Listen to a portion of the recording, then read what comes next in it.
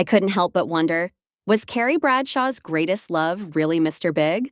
Or was it her own anxious attachment? When we rewatch Sex and the City today, it's easy to focus on the shoes, the brunches, the gossip, and the drama. But if we look beneath the cosmos and couture, Carrie's love life is really a story about attachment styles, the hidden patterns we carry from childhood into our adult relationships. These patterns shaped every major romance in her life. They explain why she was so drawn to Big, why their relationship kept breaking apart again and again, why she struggled with Aidan, and why, even after marriage and years of supposed growth, she kept repeating the same cycles. Why do I keep doing this to myself?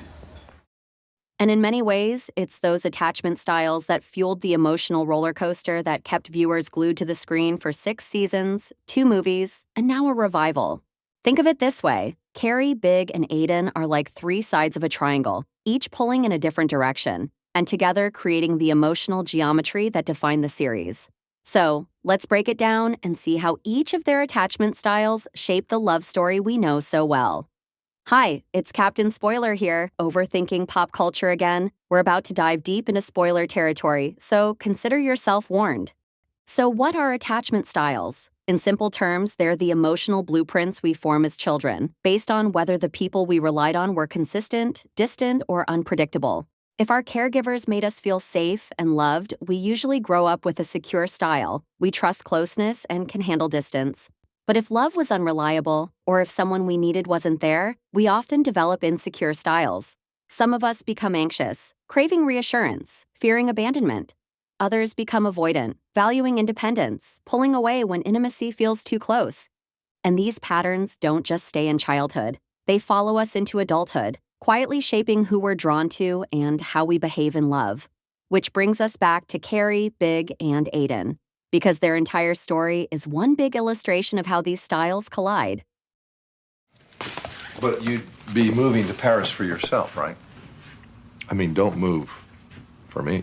Well, why would I move to Paris if it wasn't for you? No, I'm just saying, I don't want you to uproot your life and expect anything.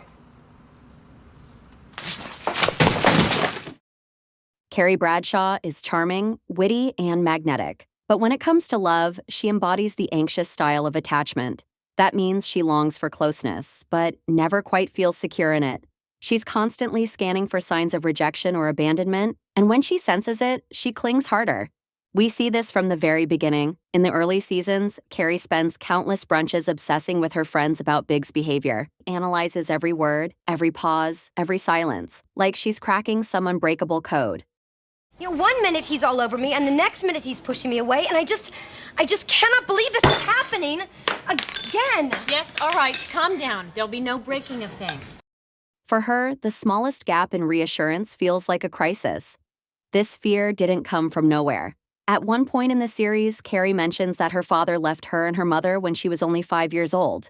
For a child, that kind of loss plants a deep, invisible seed, the sense that the people you love might suddenly disappear. Carrie grew up with the memory of being abandoned, and as an adult, that wound shows up in her relationships. She's always scanning for signs of rejection, always trying to secure love before it slips away again. So when she feels her partner pulling back, she clings tighter. No, this isn't about work. This is about us getting closer and you getting so freaked out that you have to put an ocean between us.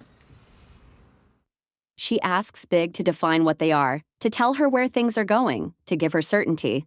But with someone like Carrie, it's never enough. Even when he offers some reassurance, it rarely settles her doubts. Even when he says he cares, she wonders if he means it. Some part of her is always braced for the moment he might walk away, just like her father once did. She's always waiting for the other shoe to drop, and when it does, her anxiety explodes into fights, jealousy, or impulsive decisions that only make things worse. And that history helps explain why Carrie is so irresistibly drawn to men like Big. His unpredictability, his distance, his habit of slipping through her fingers. Those qualities recreate a story she's been living since childhood. Painful as it is, it feels familiar. And sometimes the familiar feels like fate.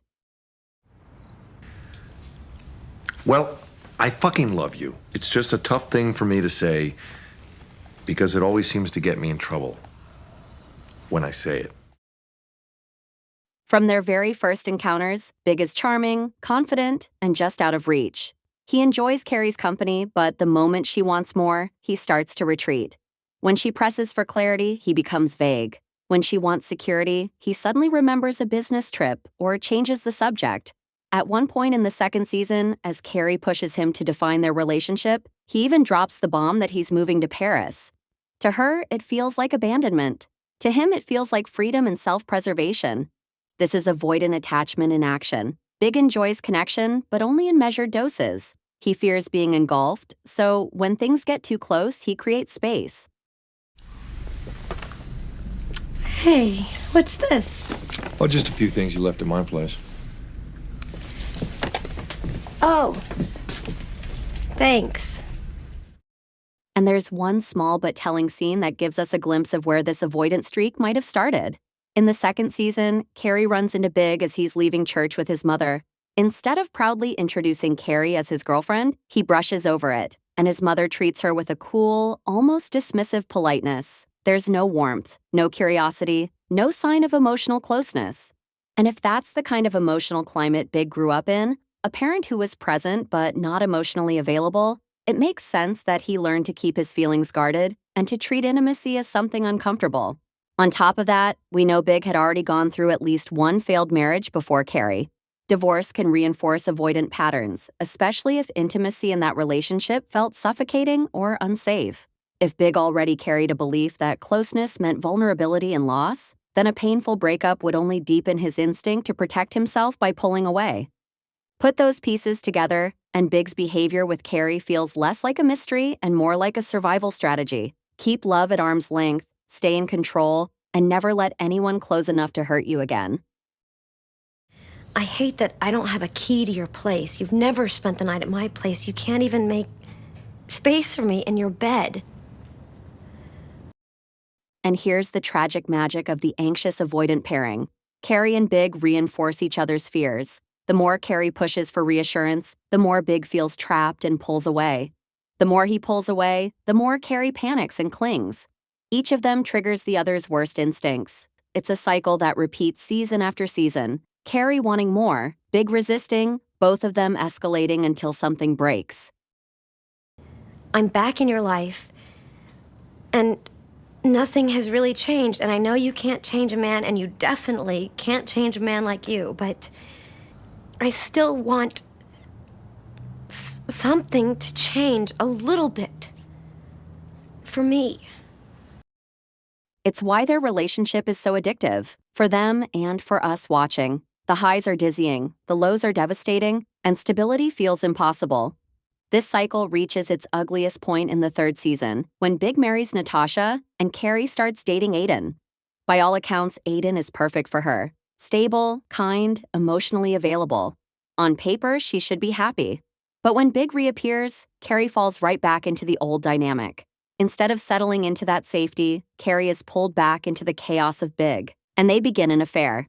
For Carrie, the thrill is irresistible, chaos masquerading as passion. For Big, it's connection on his own terms, exciting, but never truly vulnerable. The consequences are brutal. Natasha gets hurt, Aidan is devastated, and Carrie is left drowning in guilt. It's a textbook example of how anxious and avoidant dynamics can lure people into destructive cycles that feel like destiny but leave wreckage behind. Carrie, it's no big deal. I have a life. I was just making room for you in it. See, you always say the right things. Aidan enters the story as the complete opposite of Big. He's steady, affectionate, consistent. He calls when he says he will, he shows up when he promises to, and he offers Carrie the kind of emotional safety she's never had before. This is what secure attachment looks like: comfort with closeness, the ability to commit without fear, and a love that feels calm instead of chaotic. The series doesn't tell us much about Aidan's childhood, but if we look at the man he becomes, we can make a few guesses. He gives the impression of having grown up close to his parents, he's devoted to his dog, and later we see him as a loving father of 3 boys. All of that suggests that stability and family ties have always been important to him. And usually, when someone grows up so comfortable with intimacy and reliability, it means they experience those things early on. Everything about Aidan's warmth and openness points to a childhood where love felt safe and dependable, which is exactly why his relationship with Carrie is so painful. She's used to chaos, and to her, that kind of steady love almost feels foreign. She tells her friends it feels too easy, like something must be wrong. After years of Big's hot and cold behavior, Aidan's steady devotion feels almost unsettling. For someone wired for anxious love, calm can feel like boredom because drama has become the definition of passion. And then I realized it. What was wrong was, for the first time in my life, I was in a relationship where absolutely nothing was wrong. But attachment styles aren't fixed. They can shift depending on our experiences. And Carrie's betrayal changes Aidan. The man who once felt naturally secure becomes more guarded, more anxious, always bracing for another blow. When Carrie confesses her affair, she shatters Aidan's trust. And although they reconcile later, the relationship is never the same. He becomes more protective, more insistent on commitment, more wary of Big's presence. Carrie, meanwhile, starts to panic under the weight of his expectations. Wearing her engagement ring on a necklace instead of her finger becomes the perfect metaphor. She wants the love, but not the full weight of what it means. And eventually, the relationship collapses under that imbalance. I'm sitting here trying to write these vows, and is this something we really want to do? Fast forward to the first movie, where Carrie and Big are finally planning a wedding. You'd think that would finally resolve everything. But marriage doesn't erase attachment patterns, it only gives them new settings. On the day of the wedding, Big panics under the weight of commitment and flees. Carrie is devastated, left in her gown almost at the altar, betrayed once again by his inability to stay present when it matters most. She's humiliated and heartbroken, lashes out.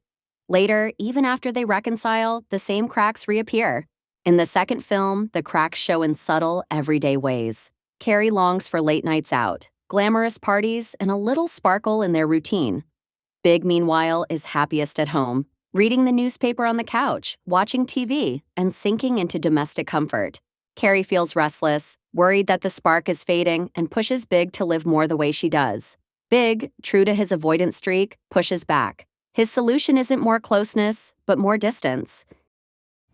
So you're telling me that you want 2 days off a week from our marriage? And you'd have the same 2 days. Over drinks with her friends, Carrie may put on a brave face and defend Big's idea of creating some breathing room in their relationship, but inside it leaves her uneasy.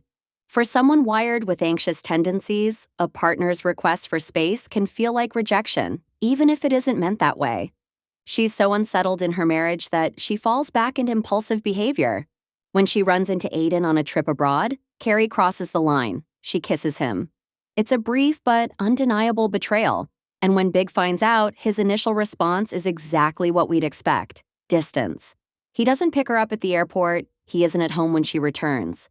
For a moment, it seems like the old pattern all over again. Big retreating, Carrie left anxious and alone. But then something shifts. Instead of punishing her or disappearing into silence, Big comes back. And this time, he leans in. He reassures her, choosing closeness over withdrawal. For the first time, it feels like they've broken out of the cycle that defined them for so many years.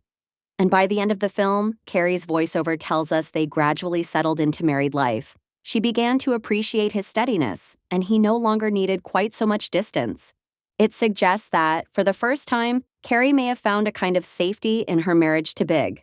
Their insecure patterns didn't disappear, but they softened with time, effort, and compromise. Which is why Big's sudden death in And Just Like That is so destabilizing. It not only robs Carrie of her partner, but reawakens the old anxieties and fears of abandonment that had shaped her earlier romances. And perhaps that's part of why she slips back into familiar patterns of anxious attachment, still trying to find her footing in love, even after all those years. What are the chances this would ever happen?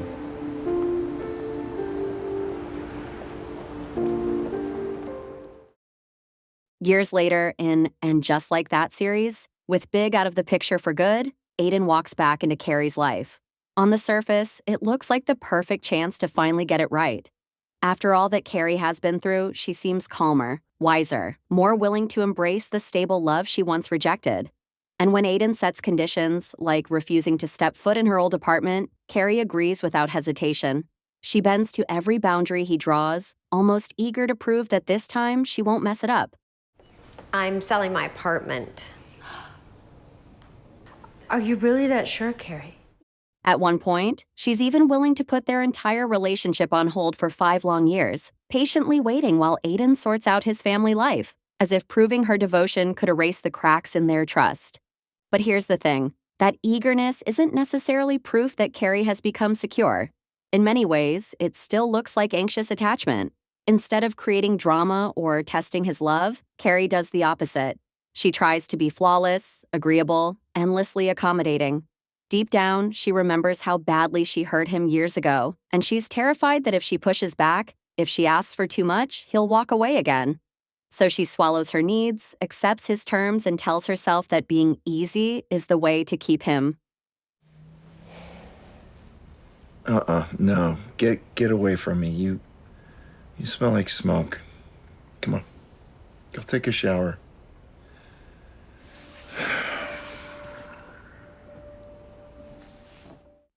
The problem is, that's not a real foundation for intimacy. You can't build a healthy relationship on self-erasure.